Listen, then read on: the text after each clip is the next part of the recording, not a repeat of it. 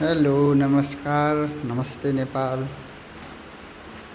म के भन्नलाई यो भिडियो बनाएको छु भने जति पनि अहिलेको नोटबन्दी गर्नुपर्ने जरुरी देखिएको छ वहाँ मैले सोशल मिडियामा पनि धेरै देखेँ। मैले नोटबन्दी गर्नै पर्छ किनकि अब आउने चुनावमा कसैले पनि मान्छेले पैसाले नकिनोस् भोट।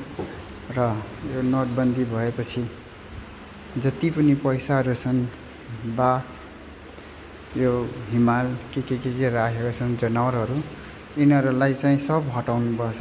लास्टमा यो नयाँ छापिने पैसामा भनेको पृथ्वीनारायण शाह हुनुपर्छ र यलम्बर हुनुपर्छ, राजा यलम्बरको फोटो।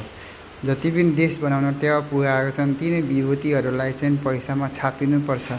मुख्य गरी चाहिँ फ्रन्ट साइडमा चाहिँ भगवान बुद्धको पैसा अनिवार्य हुनुपर्छ। भगवान बुद्ध पैसाको नोटमा र पासपोर्टमा अनिवार्य यो लागू हुनुपर्ने छ।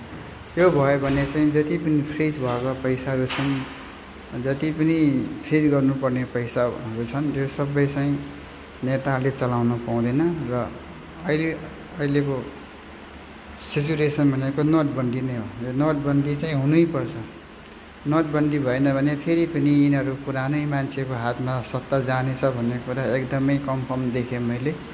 किनकि अहिलेको सत्ता भनेको पैसाले नकिनेको भोटमा जितेको लिडरसिप हुनुपर्छ, नेता छानिनुपर्छ, तब मात्र देश भन्छ भन्ने मेरो अनुरोध छ। जानी नजानी भए पनि मैले यति भनेर यो भनेको छु। कति मिडियामा पनि आएको छ, फेसबुकमा, टिकटकमा, युट्युबमा। अहिले मैले पनि जोड्न चाहेँ यो कुराहरूलाई। त्यस भएको कारणले अबको नोटबन्दीमा नयाँ नोटमा जति पनि देश बनाउन सघाएको छन् विभूतिहरू तिनीहरूको फोटो हुनुपर्छ। र मेन कुरो चाहिँ भगवान बुद्धको फोटो हुनुपर्छ।